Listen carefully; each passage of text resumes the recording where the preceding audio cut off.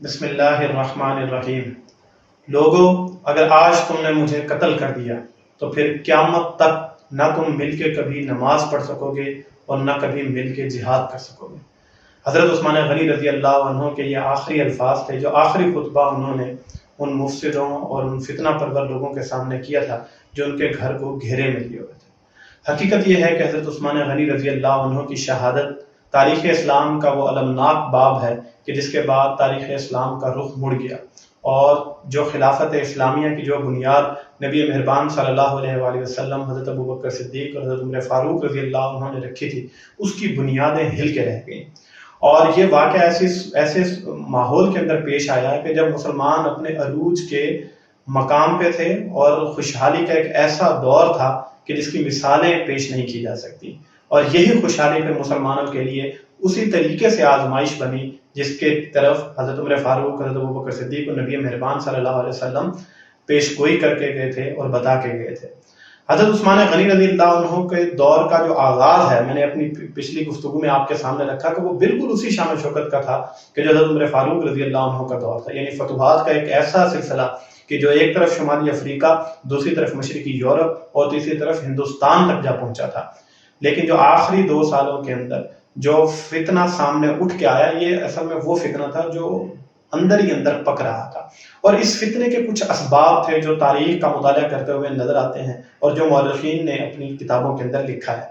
وہ اسباب کیا تھے؟ ان میں ایک بڑا سبب تو یہ نظر آتا ہے مورخین کی نظر میں کہ جلیل القدر صحابی جو تھے بڑے بڑے، وہ اس دنیا سے رخصت ہو گئے، اور نئی نسل جو اب سامنے آئی تھی، اس نئی نسل کو تربیت کا وہ مقام نہیں مل سکا تھا جو اس سے پہلے صحابہ کو حاصل ہوا تھا۔ اسی طریقے سے اس نئی نسل نے ایسے حالات میں آنکھ کھولی تھی کہ جبکہ ہر طرف عہدوں، رتبوں اور مال و دولت کی ریل پیل تھی۔ دوسرا بڑا سبب جو حضرت عثمان غنی رضی اللہ عنہ کے دور میں فتنوں کا ایک بڑا سبب نظر آتا ہے، وہ یہ تھا کہ حضرت عمر فاروق رضی اللہ عنہ اس حوالے سے بڑے دور اندیش تھے کہ انہوں نے قریش کے بڑے بڑے سرداروں کو مدینہ میں اپنے گرد ہی جمع رکھا تھا۔ ان کا خیال تھا کہ یہ لوگ اگر دور دراز کے علاقوں میں چلے گئے تو ان کو وہی مقام حاصل ہوگا جو شاہی خاندان کے لوگوں کو ہوتا ہے، اور اس کے نتیجے میں اس مسلمانوں کے درمیان کوئی انتشار پیدا ہو سکتا ہے۔ حضرت عثمان رضی اللہ عنہ کے دور میں قریش کے یہ سردار ملک کے مختلف علاقوں میں پھیل گئے۔ ایک اور سبب جو نظر آتا ہے وہ یہ ہے کہ نبی مہربان صلی اللہ علیہ وآلہ وسلم نے اپنے دور کے اندر اور بعد میں صحابہ نے، حضرت ابوبکر صدیق اور حضرت عمر فاروق رضی اللہ عنہ نے، جو قبائلی عصبیت تھی اس کا گلا گھونٹ کے رکھ دیا تھا، اور وہ جو قبائلی رکاوٹیں تھیں نبی مہربان صلی اللہ علیہ وسلم کے دور سے پہلے، آپ صلی اللہ علیہ وسلم نے اس کا بالکل خاتمہ کر دیا تھا۔ لیکن حضرت عثمان غنی رضی اللہ عنہ کے دور میں یہ قبائلی عصبیتیں جو ہیں یہ دوبارہ سے اپنا رنگ دکھانے لگی۔ ایک اور سبب یہ تھا کہ جن علاقوں کو حضرت عمر فاروق رضی اللہ عنہ کے دور میں فتح کیا گیا تھا، اگرچہ کہ مسلمانوں نے وہاں پہ خوشحالی کی بہت کوششیں کی اور تعمیر و ترقی کے بہت کام کیے، لیکن اس کے باوجود وہاں کے جو لوگ تھے ان کے اندر جو شکست کا کانٹا چبھا تھا وہ ان کو ابھی تک تکلیف ان کے دلوں میں موجود تھی، اور وہ اس کے لیے سب کچھ کرنے کے لیے تیار تھے اور ایک وقت کا انتظار کر رہے تھے کہ جب وہ ملت اسلامیہ کے خلاف کوئی بڑی سازش کر سکیں، اور وہ موقع ان کو حضرت عثمان غنی رضی اللہ عنہ کے دور میں ہاتھ آیا۔ یہ وہ اسباب تھے، اور ایک سبب جو مورخین نے لکھا ہے کہ غالباً شاید یہ بھی تھا کہ حضرت عثمان غنی رضی اللہ عنہ کے جو قریبی رشتہ دار تھے ان کا چند عہدوں پہ فائز ہونا، ان سازش پرور لوگوں کو، ان فتنہ پرور لوگوں کو وہ موقع ہاتھ آیا کہ وہ ملت اسلامیہ کے خلاف کوئی بڑی سازش تیار کر سکیں۔ ان سب حالات کو 2 قومیں بڑے غور سے اس کا مطالعہ کر رہی تھیں، اور وہ ایک مجوسی جن کو ایران کے اندر ایک عبرتناک شکست ہوئی تھی، اور ان کی 1000 سالہ جو ایک ظلم و ستم کا ایک سلطنت کا انہوں نے ایک پہاڑ کھڑا کیا تھا، اس کو مسلمانوں نے رضا کر دیا تھا۔ اور دوسرے یہودی تھے کہ جن کو ایک بڑا انتظار تھا، اور مسلمانوں کے لیے ان کے دلوں میں سخت نفرت موجود تھی۔ یہ 2 قومیں انتظار میں تھی، طاق میں تھی کہ کب مسلمانوں کا سینٹر جو ہے وہ کمزور ہو اور پھر وہ کوئی ایسی سازش رچے کہ جس کے نتیجے میں مسلمانوں کی وحدت کا شیرازہ بکھر جائے، اور وہ دور کہ جس کے بارے میں علامہ اقبال نے کہا تھا کہ تھمتا نہ تھا کسی سے سیل رواں ہمارا، اور پھر تاریخ نے یہ وقت دیکھا کہ وہ تھم گیا۔ ان کا جو سرغنہ تھا، ان تمام یہودیوں اور مجوسیوں کی جو سازشیں تھیں، ان کا جو سرغنہ تھا وہ عبداللہ ابن سبا تھا۔ اگر آپ یہ کہیں کہ حضرت عثمان غنی رضی اللہ عنہ کے دور میں جو فتنے پیدا ہوئے کوئی ایک فرد وہ ماسٹر پلان کون تھا تو وہ سلم عبداللہ بن سبا تھا. اس کا تعلق یمن سے تھا. یہ بنیادی طور پہ ایک یہودی تھا اور جب اس نے یہ دیکھا کہ مسلمانوں کے درمیان انتشار کا جو سب سے بہتر طریقہ یہ ہو سکتا ہے کہ اسلام کا لبادہ اڑا جائے، لہذا یہ مسلمان تو ہوا لیکن دل سے یہ ابھی تک یہودی تھا اور اس نے اس کے بعد کچھ سازشیں ایسی پھیلائیں کہ جو طول پکڑ گئیں. اس نے مسلمانوں کے سینٹر پہ سب سے قلب پہ جو حملہ کیا، اس نے دیکھا کہ سب سے زیادہ جو مسلمانوں کا محور و مرکز ہے وہ امیر المومنین کی ذات ہے، یعنی جو خلیفہ راشد ہے وہی مسلمانوں کی طاقت کا اصل میں منبع ہے، لہذا اسی کے اوپر اٹیک کیا جائے. اور اس نے حضرت عثمان غنی رضی اللہ عنہ کے خلاف، ان کے خلاف ایسی بدعنوانیوں اور قرابت داریوں کے حوالے سے ایسی من گھڑت داستانیں پیش کی اور ان کو اتنا پھیلایا کہ بہت سارے مخلص لوگوں کو بھی یہ سچی معلوم ہونے لگی، حالانکہ یہ ان میں سے زیادہ تر جو کہانیاں پھیلائی گئی تھیں وہ بالکل من گھڑت تھیں اور باقی جو ہیں وہ غلط فہمیوں کا نتیجہ تھی. اسی طریقے سے اس نے یہ بھی کیا کہ جو قبائلی عصبیت جس کا میں نے پہلے ذکر کیا کہ نبی مہربان صلی اللہ علیہ وسلم کے دور میں جو ہے اس کا خاتمہ کیا جا چکا تھا، اس کو اس نے دوبارہ ہوا دی. اور ایک اور معاملہ جو اس نے اٹھایا اپنی سازشوں کے اندر کہ اس سے پہلے مسلمانوں کے درمیان جو خلافت تھی اس کی اہلیت کے حوالے سے، یعنی خلیفہ کون بنے گا اس کی اہلیت کے حوالے سے مسلمان بالکل متفق تھے. اس نے اس کے اندر ایک قبائلی نسبت کو جوڑ کے اسی عصبیت کو زیادہ بڑھایا جس کے نتیجے میں مسلمانوں کے درمیان انتشار پیدا ہوا. لہذا اس نے اس ساری سازش کے نتیجے میں لوگوں کو حضرت عثمان غنی رضی اللہ عنہ کے خلاف بغاوت پر اکسایا اور اس بغاوت کے نتیجے میں اس نے لوگوں کو اپنے گرد جمع کرنا شروع کر دیا. مجوسیوں کو جو شکست ہوئی تھی فارس کے اندر، ایران کے اندر، وہاں کے لوگ سب سے زیادہ اس تکلیف کو، درد کو محسوس کرتے تھے، لہذا اس نے اپنی تحریک کا آغاز عراق کے اندر جا کے کیا اور وہاں اس نے اپنے لوگوں کو جو ہے وہ پھیلانا شروع کیا. لیکن جب وہاں کے بصرہ کے جو والی تھے، گورنر تھے حضرت عبداللہ بن عامر جو ہیں، انہوں نے اس کو پھر وہاں سے بے دخل کر دیا اور یہ وہاں سے کوفہ کے اندر چلا گیا. پھر اپنی اس بدعمالیوں کی وجہ سے اس کو وہاں سے بھی نکال دیا گیا اور اس نے جا کے پناہ لی مصر کے اندر. لیکن وہاں پہ پھر اس کی تحریک کو بڑی کامیابی ملی اور اس کے بہت سارے لوگ جو ہے وہ جمع ہونا شروع ہوئے. حضرت عثمان غنی رضی اللہ عنہ کو جب اس کی فتنہ پروریوں کا علم ہوا تو آپ نے تمام گورنروں کو خط لکھے اور کہا کہ حج کے موقع پہ اس فتنے کے بارے میں مشاورت کی جائے گی. لہذا جب حج کا موسم آیا اور تمام گورنر وہاں پہ جمع ہوئے تو حضرت عثمان غنی رضی اللہ عنہ نے ان سے مشاورت کی. ان میں سے اکثر لوگوں کی یہ رائے یہ تھی کہ یہ فتنہ اپنے اندر بڑی شدت رکھتا ہے، اگرچہ ابھی پوری طرح پھیلا نہیں ہے لیکن اگر یہ پھیل گیا تو مسلمانوں کے لیے بڑا دردناک ہوگا، لہذا اس سے سختی سے نمٹنے کی ضرورت ہے اور اس کے جو سرغنے ہیں ان کو قتل کر دیا جائے. یہاں پہ حضرت عثمان غنی رضی اللہ عنہ کا جو ایک شخصی پہلو تھا، یعنی فطرتاً نرم اور حلیم ہونا، ان کے فیصلوں پر اثر انداز ہوا اور انہوں نے کہا کہ میں کسی صورت ان لوگوں کے قتل کا حکم نہیں دوں گا کیونکہ میں نہیں چاہتا کہ میری وجہ سے مسلمانوں کے درمیان باہمی تلواریں جو ہیں وہ بے نیام ہو جائیں. پھر یہ رائے پیش کی گئی کہ آپ، حضرت امیر معاویہ نے یہ رائے پیش کی کہ آپ پھر دارالحکومت جو ہے اس کو شام میں منتقل کر دیں کیونکہ وہاں ہم آپ کی زیادہ اچھے طریقے سے حفاظت کر سکتے ہیں. حضرت عثمان غنی رضی اللہ عنہ نے اس کو بھی ناپسند کیا اور آپ نے کہا کہ میں نے رسول اللہ صلی اللہ علیہ وسلم کا شہر اس سے پہلے کبھی نہیں چھوڑا تھا تو اب یہ کیسے ہو سکتا ہے، میں جان تو دے سکتا ہوں لیکن یہ کام نہیں کروں گا. اور آخری رائے پھر ان لوگوں نے یہ دی کہ آپ اس طرح سے کیجئے کہ مدینہ کے اندر ایک حفاظتی دستہ جو ہے وہ آپ کی حفاظت کے لیے تعینات کر دیا جائے. مدینہ کا ماحول اس سے پہلے حضرت ابوبکر صدیق اور حضرت عمر فاروق رضی اللہ عنہ نے جو رواج دیا تھا، خود حضرت عثمان غنی رضی اللہ عنہ کے پہلے 10 سال جو گزرے تھے وہ ایسا نہیں تھا کہ وہاں پہ کوئی پروٹوکول سسٹم اور یہ ساری چیزیں ہوتی. لہذا آپ نے کہا کہ مدینہ کے ماحول کے لحاظ سے جو ہے یہ کوئی اچھا اقدام نہیں ہوگا اور اس کو بھی قبول نہ کیا گیا. اس موقع پہ مورخین یہ لکھتے ہیں کہ سب کا خیال یہ تھا کہ ایک بات کے ذریعے سے، گفتگو کے ذریعے سے اس مسئلے کو نمٹا دیا جائے گا. دوسری طرف جو مفسدین تھے وہ اپنی ایک تعداد کو بڑھانے کے انتظار میں تھے اور جب ایک اچھی تعداد انہوں نے جمع کر لی تو ان کا خیال یہ تھا کہ حج وہ بہترین موقع ہوگا کہ جب ہم اس فتنے کو پھیلا دیں گے. لیکن ایسا کرنے میں وہ ناکام رہے اور حج کے موسم میں یہ نہ کر سکے. لیکن اس کے بعد فوراً یہ جمع ہوئے اور یہ سازش تیار کی گئی کہ بصرہ، کوفہ اور مصر سے جو ہے وہ مختلف لوگ جمع ہوں گے مدینہ کے قریب اور بہانہ یہ بنایا گیا کہ ہم امیر المومنین سے جو ہے وہ بنی امیہ کے جو سردار ہیں ان کی شکایتوں کے ازالے کے لیے وہاں پہ آئے ہیں اور اس کے بعد وہاں پہ جو ہے یہ فتنہ برپا کیا جائے گا. لہذا مختلف ٹولیوں کے اندر تعداد، تاکہ بڑی تعداد جو ہے وہ وہاں پہ شو نہ کی جا سکے، یہ لوگ جو ہے وہ مدینہ کے نواح میں جو ہے وہ جمع ہونا شروع ہوئے اور پھر وہاں پہ آ کے یہ اکٹھے ہو گئے. جب یہ اکٹھے ہوئے تو حضرت عثمان غنی رضی اللہ عنہ نے 2 صحابہ کو ان کے پاس بھیجا تاکہ معلوم کیا جا سکے کہ ان کے مطالبات کیا ہیں، یہ کس مقصد کے لیے جمع ہوئے ہیں۔ یہ 2 صحابہ جو گئے یہ بہت زیرک تھے اور سمجھدار تھے۔ وہ جب واپس آئے اور انہوں نے آ کے حضرت عثمان غنی رضی اللہ عنہ سے کہا کہ بظاہر انہوں نے آپ کے اوپر کچھ الزامات کی ایک داستان ہے جو پیش کی ہے، لیکن انہوں نے کہا کہ ہمیں حقیقت معلوم یہ ہوئی ہے کہ وہ آپ کو خلافت سے دستبردار کرنا چاہتے ہیں، اور اگر آپ نے یہ نہ کیا تو وہ آپ کو قتل بھی کر دیں گے۔ حضرت عثمان غنی رضی اللہ عنہ اس موقع پر بھی مطمئن رہے اور انہوں نے مہاجرین و انصار جو صحابہ تھے، جلیل القدر صحابہ جو اس وقت موجود تھے، حضرت علی رضی اللہ عنہ، حضرت طلحہ، حضرت سعد اور دیگر صحابہ کو جمع کیا اور ان سے مشاورت کی۔ ان میں سے بھی اکثریت نے یہ رائے دی کہ آپ ان کے خلاف جو ہے وہ سختی سے پیش آئیں اور ان لوگوں کو جو ہے اس کے فتنے کا خاتمہ کیا جائے، اور اس کے لیے ان کو قتل بھی کرنا پڑتا ہے تو ان کے سرغنے جو ہیں، ان کے جو مین لوگ ہیں، ان کو قتل کیا جائے۔ لیکن حضرت عثمان غنی رضی اللہ عنہ نے کہا کہ میں یہ فیصلہ کر چکا ہوں کہ اپنی وجہ سے میں مسلمانوں کے درمیان تلواروں کو بے نیام نہیں کروں گا۔ لہذا اس کے بعد طے یہ پایا گیا کہ حضرت عثمان غنی رضی اللہ عنہ نے کہا کہ میں ان کے جو الزامات ہیں ان کا جواب دینے کے لیے تیار ہوں، کیونکہ وہ ان میں سے اکثریت من گھڑت ہیں اور باقی سب کے دلائل میرے پاس موجود ہیں۔ لہذا حضرت عثمان غنی رضی اللہ عنہ پہ جو 4 چیٹ انہوں نے پیش کی، آپ یہ ان کا اعلیٰ ظرفی دیکھیں حضرت عثمان غنی رضی کہ معلوم تھا کہ ان میں سے اکثریت جو ہے وہ ہے کہ اسلام کا لبادہ ہو چکی ہے، معلوم تھا کہ یہ فتنہ اور سازش تیار کر کے آئے ہیں، لیکن اس کے باوجود خود کو جواب دہ سمجھا۔ یہ وہ اسلام کی حسین ایک ویلیو تھی جو خلافت کے اندر ہمیں ملی۔ حضرت عثمان غنی رضی اللہ عنہ پیش ہوئے، ان کے ایک ایک الزام کو سنا گیا، اور جو انہوں نے ایک الزام یہ پیش کیا گیا کہ آپ نے جلیل القدر صحابہ کو معزول کر کے ان کی جگہ چند نوجوان لوگوں کو جو ہے جن کے تجربہ بھی کم ہے ان کو متعین کیا ہے، اور ان میں سے اکثریت جو ہے ان کا تعلق بنو امیہ سے ہے۔ حضرت عثمان غنی رضی اللہ عنہ نے اس کے بعد جتنے صحابہ کو معزول کیا تو ان میں سے ایک ایک کی وجہ پیش کی، اور سامنے یہ آیا کہ ان میں سے چند کی معزولی کا حکم جو ہے،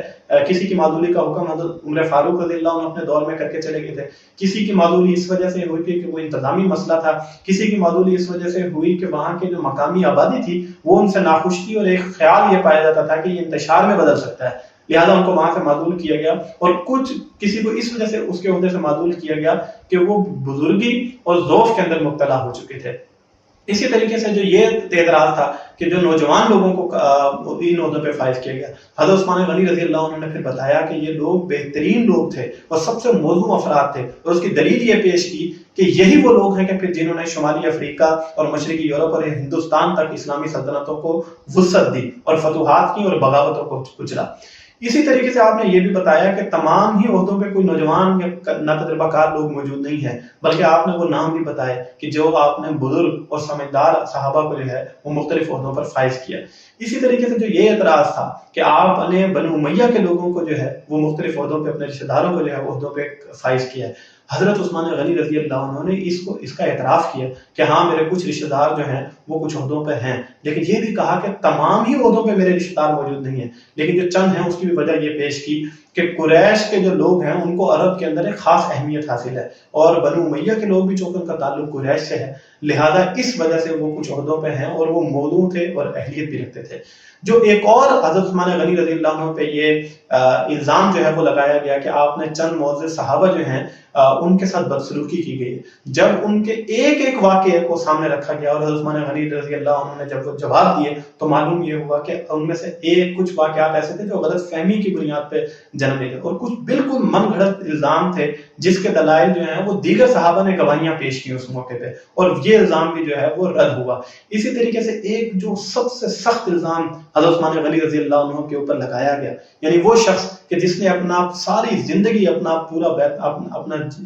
مال جو ہے وہ مسلمانوں پہ لٹایا، اور اپنا ایک ایک درہم جو ہے وہ پورے اونٹوں کے قافلے اس نے مسلمانوں کی حمیت کے اندر جو ہے اور مسلمانوں کی مدد کے لیے اس نے بہا دیے، اس شخص کے اوپر یہ ہے، اس شخصیت کے اوپر یہ الزام لگایا گیا کہ آپ نے مالی بدعنوانیوں میں مبتلا ہوئے ہیں، یعنی اور آپ نے جو ہے وہ اپنے قریبی لوگوں کو جو ہے وہ زیادہ نوازا ہے۔ وہ موقع تھا کہ حضرت عثمان غنی رضی اللہ عنہ خود بھی اس کے اوپر آبدیدہ ہوئے، اور انہوں نے کہا کہ کیا میں ایسا کروں گا جبکہ خلافت میں آنے سے پہلے سب سے زیادہ میں ہی مالدار تھا اور سب سے زیادہ مال میں نے مسلمانوں پہ لٹایا، اور پھر جو مال انہوں نے اپنے رشتہ داروں کو دیا تھا ایک ایک کی تفصیل فراہم کی، اور پتہ یہ چلا کہ وہ سارا مال انہوں نے اپنی ذاتی مال میں سے لوگوں کو دیا تھا۔ اور صرف اپنے پاس وہی رکھا تھا جو جائز حق خلیفہ کا ایک طے شدہ معاملے کے نتیجے میں ان کے پاس موجود تھا۔ ایک بقی کی چراگاہ کا معاملہ پیش کیا گیا کہ آپ نے اس سے عام مسلمانوں کو روک دیا ہے۔ حضرت عثمان غنی رضی اللہ عنہ نے بتایا لوگوں کو کہ حضرت عمر فاروق رضی اللہ عنہ کے دور میں ہی اس چراگاہ کا یہ فیصلہ ہو چکا تھا کہ یہ بیت المال کے اونٹوں کو چرانے کے لیے صرف استعمال کی جائے گی۔ اسی طریقے سے یہ اعتراض پیش کیا گیا کہ آپ نے بنو امیہ کے جو سردار ہیں ان کے خلاف آپ شکایتیں نہیں سنتے اور اس کا ازالہ نہیں کیا جاتا۔ حضرت عثمان غنی رضی اللہ عنہ نے اس کے جواب میں ان لوگوں کی فہرست پیش کی کہ جن کے خلاف جن کا تعلق بنو امیہ سے تھا اور جن کے خلاف شکایتیں آئیں اور ان کو پھر ان کے عہدوں سے معزول کیا گیا۔ اسی طریقے سے پھر جو ایک چیز یہ پیش کی گئی کہ آپ نے جو ہے وہ ایک قرآن کے نسخے کے علاوہ باقی تمام نسخوں کو جلا دیا، اور کچھ بدعتیں ہیں جو آپ لے کے آئے ہیں۔ بدعتوں کے متعلق تو عثمان غنی رضی اللہ عنہ نے کہا کہ یہ اجتہادی مسائل ہیں جو میں نے صحابہ کی مشاورت سے کیے ہیں، اور قرآن کے معاملے میں تو کوئی ڈیفینسو پوزیشن حضرت عثمان نے اس موقع پہ اپنائی ہی نہیں، بلکہ انہوں نے کہا کہ میرا یہ عمل جو ہے اس کے اوپر نبی مہربان صلی اللہ علیہ وسلم اور اللہ بھی مجھ سے خوش ہوگا، کیونکہ میں نے امت کو ایک قرآن کے اوپر جمع کیا ہے، اور یہ مصحف تو وہی ہے جو حضرت ابوبکر صدیق رضی اللہ عنہ کے دور میں مرتب کیا گیا تھا۔ لہٰذا یہ جو الزامات من گھڑت داستانیں انہوں نے پیش کی وہ سب کی سب رد کر دی گئیں، اور وہ جو ان کا خیال تھا کہ دلائل کا ایک پہاڑ وہ کھڑا کر کے لائیں گے، حضرت عثمان غنی رضی اللہ عنہ نے اپنے جوابات کے ذریعے سے وہ تمام ان کو زمین بوس کر دیا۔ لہذا یہ لوگ اب ان کے پاس کوئی حجت باقی نہیں رہی تھی، تو اس سال تو یہ لوگ واپس چلے گئے، لیکن پھر اگلے ہی سال یہ دوبارہ جمع ہو کے آ گئے، اور حج کے بہانے سے یہ جمع ہوئے اور مدینہ کے قریب انہوں نے پھر ڈیرے ڈال دیے۔ حضرت عثمان غنی رضی اللہ عنہ کو جب یہ معلوم ہوا تو انہوں نے پھر صحابہ کو جمع کیا اور مشاورت کی۔ دوسری طرف یہ جو مفسدین اس دفعہ جمع ہوئے تھے یہ پھر طے کر کے آئے تھے کہ ہم حضرت عثمان غنی رضی اللہ عنہ کے والد ہیں۔ اس سے پہلے تو یہی طے کر کے آئے تھے کہ ان کو خلافت سے دستبردار کیا جائے گا، لیکن اس دفعہ سازش یہ تیار کی گئی تھی کہ ان کا قتل کر دیا جائے گا۔ لیکن جو اختلاف ابھی تک ان کے درمیان، خود ان کے درمیان یہ تھا، مفسدوں کے درمیان، ان بلوائیوں کے درمیان، کہ اس کے بعد خلافت کس کو دی جائے۔ تو حضرت طلحہ، حضرت زبیر اور حضرت علی رضی اللہ عنہ کے نام جو ہیں ان کے ان تین ناموں پہ ان کے اپنے درمیان اختلاف موجود تھا۔ لہذا یہ باری باری ان تینوں حضرات کے پاس گئے، اور آپ مسلمانوں کی وحدت کو دیکھیں کہ یہی جلیل القدر صحابی جو ہیں یہ آپس میں ایک مٹھی کی طرح جڑے ہوئے تھے۔ حضرت زبیر، حضرت علی رضی اللہ عنہ، حضرت طلحہ رضی اللہ عنہ نے نہ صرف یہ کہ ان کے عہدوں کو لینے سے انکار کیا بلکہ ان کو ڈانٹا، اور یہ تک کہا، حضرت علی رضی اللہ عنہ نے کہا کہ اگر تم نے عثمان پہ حملہ کیا تو سب سے بڑا محافظ مجھے پاؤ گے، اور بعد کی جو داستان ہے وہ اس بات کے اوپر گواہ ہے کہ حضرت علی رضی اللہ عنہ وہ سب سے بڑے محافظ سے جنہوں نے حضرت عثمان رضی اللہ عنہ کی اس موقع پہ حفاظت کا ذمہ اپنے لیا۔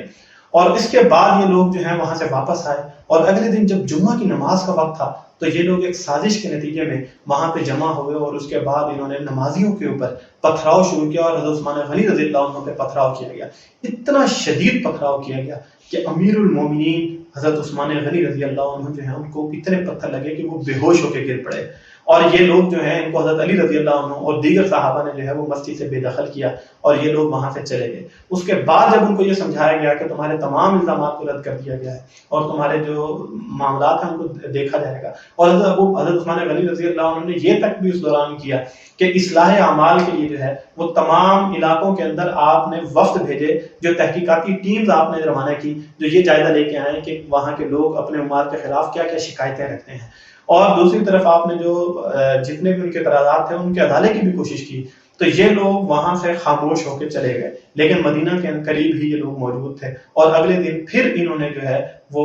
حملہ کیا، اور اس بار انہوں نے بہانہ یہ بنایا کہ جب حضرت علی رضی اللہ عنہ اور دیگر صحابہ جو ہیں ان کے پاس آئے اور انہوں نے ان سے استفسار کیا کہ اب تم کیوں آئے ہو، تو انہوں نے کہا کہ ہم سے تو یہ وعدہ کیا گیا تھا کہ ہمارے لیے معافی ہے اور یہ معاملات طے پا گئے ہیں، لیکن ایک من گھڑت داستان اس موقع پہ یہ بنائی گئی کہ انہوں نے کہا کہ ہم نے ایک قاصد پکڑا ہے جو مدینہ سے مصر کی طرف جا رہا تھا، اور جب ہم نے شک کی بنیاد پر اس کی تلاشی لی تو اس سے یہ خط برآمد ہوا ہے جس میں حضرت عثمان غنی رضی اللہ عنہ کی طرف سے یہ خط والی مصر کی طرف ہے، اور ان کو یہ پیغام بھیجا گیا ہے کہ جو یہ فتنہ پرور لوگ جب تمہارے پاس پہنچے تو ان سب کو قتل کر دینا، اور اس خط کے اوپر حضرت عثمان غنی رضی اللہ عنہ کی مہر موجود تھی۔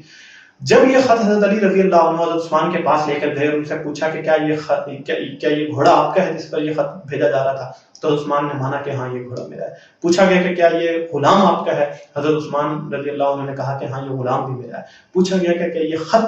جس کے اوپر یہ مہر لگی ہے کیا یہ مہر آپ کی ہے، حضرت عثمان غنی رضی اللہ عنہ نے تسلیم کیا کہ ہاں یہ مہر میری ہے۔ اور کیا جب آخر میں یہ پوچھا گیا کہ کیا آپ نے یہ حکم جاری کیا ہے،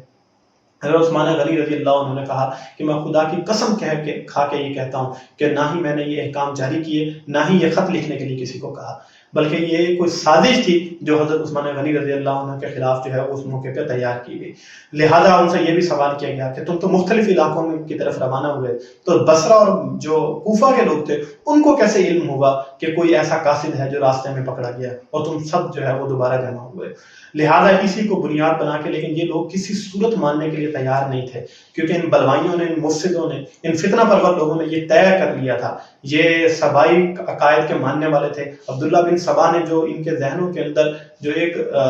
سازش رچی تھی وہ اتنی طاقتور تھی کہ یعنی کہ چند مخلص جو مسلمان تھے وہ بھی اس کی زد میں آئے تھے، جو غیر دانستہ طور پہ یقیناً آئے تھے، ان کے علم میں نہیں تھا۔ یہ اتنے مضبوط دلائل انہوں نے اور من گھڑت داستانوں کو اتنا معروف کر دیا تھا، اتنا مشہور کر دیا تھا کہ وہ لوگ اس کی زد میں آ گئے۔ لہٰذا ان لوگوں نے ماننے سے انکار کر دیا، اور اس کے بعد یہ معاملہ پیش آیا کہ حضرت عثمان غنی رضی اللہ عنہ کے گھر کا محاصرہ کر دیا گیا، اور آپ کا یہ محاصرہ آپ کے گھر کے گرد جو ہے وہ 40 دن تک جاری رہا۔ اور یہ کس کا محاصرہ کیا گیا ہے؟ یہ امیر المومنین حضرت عثمان غنی، جو اس وقت خلیفہ تھے، جو اس وقت ملت اسلامیہ جو خلیفہ راشد کے طور پہ وہاں پہ موجود تھے، ان کے گھر کا محاصرہ جو ہے وہ کیا گیا۔ اور یہاں تک کہ اتنا ظلم اس موقع پہ کیا گیا کہ آپ کے گھر کے راستے کے اندر جو ہے وہ کھانے پینے اور پانی تک کی جو رسد تھی اس کو بھی بند کر دیا گیا، اور آپ پانی کو ترستے رہے۔ لہذا روایات کے اندر آتا ہے کہ عثمان غنی رضی اللہ عنہ اتنی تکلیف سے گزرے کہ ایک موقع پہ اپنے گھر کی چھت پہ آ کر کھڑے ہوئے اور پوچھا کہ کیا تمہارے درمیان طلحہ موجود ہے؟ جواب دیا کہ نہیں۔ کہا کہ کیا تمہارے درمیان زبیر موجود ہیں؟ کہا گیا کہ نہیں۔ کہا کیا کوئی سعد موجود ہے؟ جواب آیا کہ نہیں۔ پھر پوچھا کہ کیا علی ابن ابی طالب جو ہیں وہ موجود ہیں؟ جواب ملا کہ نہیں۔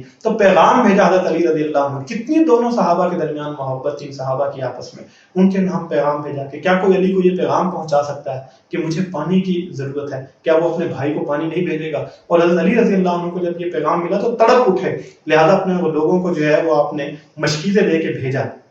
اور وہ لوگ جب پانی دینے کے لیے آئے تو ان کا راستہ بھی روکا گیا، اور بڑی مشکلوں سے حضرت علی رضی اللہ عنہ کے یہ لوگ زخمی حالت میں چند مشکیزیں جو ہیں وہ لے کے حضرت عثمان رضی اللہ عنہ کے پاس پہنچنے میں کامیاب ہوئے۔ اس عرصے میں حضرت عثمان غنی رضی اللہ عنہ نے، ان کے پاس حضرت عبداللہ بن زبیر رضی اللہ عنہ بھی آئے، دیگر صحابہ حضرت زید بن ثابت انصاری جو تھے وہ آئے، اور انہوں نے آ کے ان سے کہا کہ ہمارے 700 لوگ جانثار آپ کے لیے تیار ہیں، آپ صرف ایک حکم دیجئے، ان بلوائیوں کا، ان مفسدوں کا ہم کلا کما کر دیں گے اور ان کا خاتمہ کر دیں گے۔ حضرت عثمان غنی رضی اللہ عنہ نے کہا کہ نہیں، میں نے یہ طے کیا ہے کہ میں اپنی وجہ سے مسلمانوں کے درمیان کوئی خون خرابہ نہیں ہونے دوں گا، اور میں اللہ اور اس کے رسول سے اس حالت میں جا کے ملاقات کروں گا کہ میں تو مظلوم ہوں گا لیکن میری وجہ سے کوئی ظلم نبی مہربان صلی اللہ علیہ وسلم کی امت میں نہیں ہوا ہوگا۔ یہ ان کی اعلیٰ ظرفی تھی، اور وہ لوگ وہاں سے واپس چلے گئے۔ کئی صحابہ نے کہا کہ آ کے پوچھا کہ آپ حکم دیں، ہم ان کا ابھی سے خاتمہ کر دیتے ہیں، لیکن عثمان غنی رضی اللہ عنہ نے منع فرما دیا، یہاں تک کہ چھت پہ آئے اور ان لوگوں سے آ کے استفسار کیا۔ بڑا دردناک منظر تھا وہ۔ حضرت عثمان غنی رضی اللہ عنہ جب اپنی چھت پہ آئے اور لوگوں سے پوچھا کہ اے لوگوں، کیا میں وہی نہیں ہوں کہ جس کے وقت میں جو ہے وہ نبی مہربان صلی اللہ علیہ وآلہ وسلم نے اپنی 2 بیٹیاں نکاح میں دی؟ اور ان مفسدوں نے جواب دیا کہ بالکل آپ وہی ہیں۔ کہا اس کے باوجود تم میرے ساتھ یہ سلوک رکھتے ہو؟ اور بعد میں وہ حدیث یاد دلائے کہ کیا میں وہی نہیں ہوں کہ نبی مہربان صلی اللہ علیہ وآلہ وسلم، حضرت علی رضی اللہ عنہ اور حضرت ابوبکر صدیق میرے ساتھ تھے، ہم احد کے پہاڑ کے اوپر کھڑے تھے اور احد کے پہاڑ نے ہلنا شروع کر دیا، اور نبی مہربان صلی اللہ علیہ وسلم نے فرمایا تھا اس وقت کہ اے احد تو رک جا، کیونکہ اس وقت تیرے اوپر ایک نبی، ایک صدیق اور 2 شہید کھڑے ہوئے ہیں۔ کہا بالکل آپ انہی میں سے ایک ہیں۔ اور کہا کیا اس کے باوجود تم میرے ساتھ یہ سلوک رکھتے ہو؟ اور پھر یہ پوچھا کہ کیا میں وہی نہیں ہوں کہ جس نے وہ مسلمانوں کے اوپر جب وہ مشکل پیش آئی تھی کہ خانہ کعبہ کے لیے جو ہے وہ مسجد نبوی کے لیے جگہ چاہیے تھی، اور نبی مہربان صلی اللہ علیہ وسلم نے پوچھا کہ کون ہے کہ جو مسجد کے لیے جگہ خرید کے دے گا، اور میں اس کے ساتھ جنت کا وعدہ کرتا ہوں، اور میں نے وہ جگہ خرید کے دی تھی؟ تو جواب دیا گیا کہ بالکل آپ وہی ہیں۔ تو حضرت عثمان غنی رضی اللہ عنہ نے کہا کہ پھر آج تم مجھے اسی مسجد میں جس کی جگہ میں نے خرید کے مسلمانوں کے لیے وقف کی تھی وہاں نماز پڑھنے سے روکتے ہو؟ اور پھر پوچھا کہ کیا میں وہی نہیں ہوں کہ جس نے اس وقت کے اندر کہ جب یہاں پہ بیر روما کے علاوہ کوئی میٹھے پانی کا کنواں نہیں تھا مدینہ کے اندر، اور وہ یہودی کے پاس تھا اور مسلمان پیاس سے تڑپتے تھے، اور نبی مہربان صلی اللہ علیہ وسلم نے یہ فرمایا تھا کہ کون ہے کہ جو اس کنویں کو خرید کے مسلمانوں کے لیے وقف کر دے، اور میں وہ تھا کہ جس نے جا کے یہ کنواں مسلمانوں کے لیے وقف کیا۔ لوگوں نے کہا کہ بالکل آپ وہی ہیں، ہم تسلیم کرتے ہیں۔ پھر پوچھا کہ کیا آج اسی کنویں کا پانی میرے لیے بند کر دیا گیا ہے، وہیں سے مجھے پانی پینے سے منع کرتے ہو؟ خاموش، زبانیں گم، کوئی جواب نہیں دیا جا رہا۔ اور اس کے بعد کھڑے ہو کے کہتے ہیں وہ تاریخی الفاظ حضرت عثمان غنی رضی اللہ عنہ نے کہے کہ اے لوگو، پھر کیا وجہ ہے کہ تم میرے قتل کے درپے ہو؟ اور فرمایا کہ اسلام کے اندر جو ہے اس کے علاوہ کوئی قصد نہیں ہے، کوئی راہ نہیں ہے کہ کسی کو قتل کیا جائے، کہ یا تو اس نے زنا کیا ہو، یا اس نے کسی کو قتل کیا ہو اور اس کے قصاص کے طور پر سے قتل کیا جائے، یا پھر وہ ارتداد کے اندر یعنی مرتد ہو چکا ہو۔ میں نے ان تینوں میں سے کوئی عمل نہیں کیا، پھر تم مجھے کیوں قتل کرنا چاہتے ہو؟ ان لوگوں نے کہا کہ آپ اس خلافت سے دستبردار ہو جائیں۔ حضرت عثمان غنی رضی اللہ عنہ نے کہا کہ نہیں، تلوار کی نوک پہ نہ تو میں نے اس منصب کو لیا تھا اور نہ ہی تلوار کی نوک پہ یہ میں منصب چھوڑنے کے لیے تیار ہوں۔ حضرت عثمان غنی رضی اللہ عنہ نے یہ حکمت عملی اس لیے اپنائی تھی کہ وہ چاہتے تھے کہ مسلمانوں کے درمیان یہ منصب جو ہے اس کا فیصلہ تلواروں پہ نہیں ہونا چاہیے، اور اس کے لیے جو قربانی دینا پڑی میں دینے کے لیے تیار ہوں۔ اور حضرت عثمان غنی رضی اللہ عنہ نے پھر یہ آخری بات جو ان سے فرمائی تھی وہ یہی تھی کہ اے لوگوں، جان رکھو، یاد رکھو کہ اگر تم نے آج مجھے قتل کر دیا تو قیامت تک پھر نہ تم مل کے نماز پڑھ سکو گے، نہ مل کے جہاد کر سکو گے۔ اور پھر وہ دن آ پہنچا جب حضرت عثمان غنی رضی اللہ عنہ کو شہید کرنے کا فیصلہ کیا گیا۔ آپ نے اپنے کانوں سے لوگوں کے درمیان یہ بات ہوتے ہوئے سنی تھی کہ ان کی شہادت کا فیصلہ کیا جا رہا ہے۔ اور جس رات آپ سوئے اور صبح آپ اٹھے تو اس دن آپ نے روزہ رکھا، جمعے کا دن تھا، اور جب آپ سو کے اٹھے تو آپ نے اپنی زوجہ محترمہ جو تھی حضرت نائلہ جو تھی ان کو وہ خواب سنایا جو اس رات انہوں نے دیکھا، اور انہوں نے کہا کہ میں نے خواب دیکھا ہے کہ نبی مہربان صلی اللہ علیہ وسلم ہیں اور آپ کے ساتھ حضرت ابوبکر صدیق اور حضرت عمر فاروق رضی اللہ عنہ موجود ہیں، اور وہ مجھے کہہ رہے ہیں کہ افطاری پہ تمہارا انتظار ہو رہا ہے۔ حضرت عثمان غنی رضی اللہ عنہ نے کہا کہ آج مجھے شہید کر دیا جائے گا۔ ان کی زوجہ محترمہ نے کہا کہ ایسا کبھی نہیں ہوگا۔ انہوں نے کہا کہ نہیں، میں یہ دیکھ چکا ہوں اور اب میرے جو قاتل ہیں وہ میں اپنی آنکھوں سے اپنے سامنے دیکھ رہا ہوں۔ اور اس کے بعد آپ نے قرآن کی تلاوت کرنا شروع کی۔ ادھر سے جو بلوائی تھے ان کو یہ خدشہ ہو چلا تھا کہ یہ حج کا زمانہ تھا کہ مسلمان حج کے بعد ادھر کا رخ کریں گے تو اس کے بعد ہو سکتا ہے کہ ان کو پھر قتل کرنا مشکل ہو جائے، لہٰذا انہوں نے اس دن فیصلہ کیا کہ آج ہی کے دن امیر المومنین حضرت عثمان غنی رضی اللہ عنہ کو قتل کر دیا جائے گا۔ اور اس کے بعد آپ کے گھر کے اوپر جس طرح سے حملہ کیا گیا، حضرت علی رضی اللہ عنہ، حضرت طلحہ رضی اللہ عنہ، حضرت زبیر رضی اللہ عنہ نے اپنے بیٹوں کو حضرت عثمان غنی رضی اللہ عنہ کی حفاظت کے لیے معمور کیا ہوا تھا، اور وہ صدر دروازے کی طرف وہاں موجود تھے، لہٰذا ان کے اوپر بھی تیروں کی بارش کی گئی۔ حضرت حسن رضی اللہ عنہ کو تیر آ کے لگا، لیکن ان لوگوں نے جب دیکھا کہ اس راستے سے حضرت عثمان غنی رضی اللہ عنہ کے گھر میں داخل ہونا مشکل ہے تو عقبی طرف سے چلے گئے، اور وہاں سے چند لوگ، چند مفسد، چند فتنہ پرور لوگ داخل ہوئے، اور اس کے بعد وہ منظر پیش ہوا کہ جس کو سناتے ہوئے، جس کو بتاتے ہوئے سچی بات یہ ہے کہ دل رنجیدہ ہوتا ہے۔ کیا منظر تھا کہ نبی مہربان صلی اللہ علیہ وآلہ وسلم کے وہ داماد جن کے عقد میں نبی مہربان صلی اللہ علیہ وسلم نے اپنی 2 بیٹیوں کے نکاح میں دیا تھا، اور نبی اکرم صلی اللہ علیہ وسلم کو اتنے عزیز تھے کہ وہ جو صلح حدیبیہ کے موقع پہ ان کے قتل کی خبر سنی تھی تو آپ صلی اللہ علیہ وسلم نے جو ہے وہ تمام لوگوں سے بیعت لی تھی اور اپنے ہاتھ کے متعلق کہا تھا کہ یہ ہاتھ جو ہے وہ عثمان کی طرف سے ہے۔ انہی حضرت عثمان غنی رضی اللہ عنہ کو جنہوں نے مسلمانوں کے لیے ہر موقع پہ اپنا مال لٹایا اور وہ کنواں جو ہے مسلمانوں کے لیے وقف کیا، اور وہ جو تبوک کے موقع پہ نبی مہربان صلی اللہ علیہ وسلم کے گود میں آ کے جب انہوں نے وہ دینار وہ سب کچھ اپنا مال ڈالا تھا تو نبی مہربان صلی اللہ علیہ وسلم خوشی میں جو ہے وہ آپ صلی اللہ علیہ وسلم کا چہرہ سرخ ہوا تھا، اور آپ صلی اللہ علیہ وسلم نے فرمایا تھا کہ آج کے بعد عثمان جو کرے اس کے اوپر کوئی تکلیف نہیں ہوگی۔ انہی حضرت عثمان غنی رضی اللہ عنہ کے گھر میں داخل ہوتے ہیں، اس بزرگ صحابی رسول صلی اللہ علیہ وآلہ وسلم ان کی داڑھی کو پکڑا جاتا ہے، اور اس کے بعد ایک ظالم نے جو ہے وہ تلوار کا وار ان کے اوپر کیا۔ حضرت نائلہ جو ہے اس وار کو روکنے کے لیے آگے بڑھی تو وہ ہاتھ کے ان کے اوپر جا لگا اور ان کی 3 انگلیاں کٹ گئیں، اور اس کے بعد ایک سلاخ سے جو ہے وہ حضرت عثمان غنی رضی اللہ عنہ کے سر کے اوپر اتنی کاری ضرب ماری گئی کہ خون کا فوارہ تھا جو وہاں سے پھٹ پڑا، اور قرآن کی جو تلاوت وہ کر رہے تھے ان کے خون جو ہے وہ قرآن کی ان آیات پہ جا کے گرا کہ فَسَيَكْفِيكَهُمُ اللَّهُ، کہ اللہ تعالیٰ جو ہے وہ تمہارے لیے کافی ہے، جو سننے والا بھی ہے اور جاننے والا بھی ہے۔ اور روزے کی حالت میں جمعہ کے دن عصر کے وقت تقریباً حضرت عثمان غنی رضی اللہ عنہ اسی حالت میں ان کو زمین پہ جب گرایا گیا تو ایک ظالم جو ہے وہ آگے بڑھا اور اس نے پھر نیزے کے ساتھ ان کے جسموں کے اندر جو ہے وہ چھید کرنا شروع کیے، اور اس کے بعد جو ہے یہ شہید ہو گئے اور اللہ کے حضور پیش ہوئے۔ یہ اطلاع جیسے ہی پھیلی مدینہ کے اندر تو کوہرام مچ گیا، صحابہ توقع نہیں کر رہے تھے کہ یہ لوگ واقعی یہ اقدام کر اٹھیں گے، اور اس کے بعد کسی نے تو یہ کہا کہ آج اگر کوہ احد پھٹ پڑے اور مسلمانوں پر آ گرے تب بھی یہ ناکافی ہوگا۔ حضرت علی رضی اللہ عنہ کو جب پتہ چلا تو غصے کے اندر آئے، آ کے اپنے بیٹوں سے جھگڑ پڑے اور کھڑے ہو کے بلند آواز میں یہ کہنا شروع کر دیا، اپنے ہاتھوں کو بلند کیا کہ میں عثمان کے خون سے بری ہوں، میں عثمان کے خون سے بری ہوں۔ اور کسی نے کہا کہ عثمان جب تک زندہ تھے اللہ کی تلوار نیام میں تھی، اب یہ تلوار بے نیام ہو گئی اور قیامت تک یہ بے نیام رہے گی۔ حضرت حذیفہ کے جو الفاظ تھے وہ تو یہ تھے کہ مسلمانوں کے درمیان حضرت عثمان غنی رضی اللہ عنہ کی شہادت کی وجہ سے جو رکھنا پڑا ہے اب اسے قیامت تک بند نہیں کیا جا سکے گا۔ اور اس کے بعد ظلم دیکھیے کہ ان مفسدوں نے تدفین کی بھی اجازت نہ دی، 2 دن تک حضرت عثمان غنی رضی اللہ عنہ کی لاش اسی کمرے کے اندر پڑی رہ گئی، ان کے گھر کے اندر پڑی رہ گئی۔ اس کے بعد کچھ لوگ جو ہیں وہ داخل ہوئے، انہوں نے ان کا جسد جو ہے وہاں سے اٹھایا، ان کے جسم کو جا کے ان کا کفن جو ہے وہ ان کو پہنایا گیا اور اس کے بعد جنت البقیع کے اندر جو ہے وہ ان کی تدفین کی گئی۔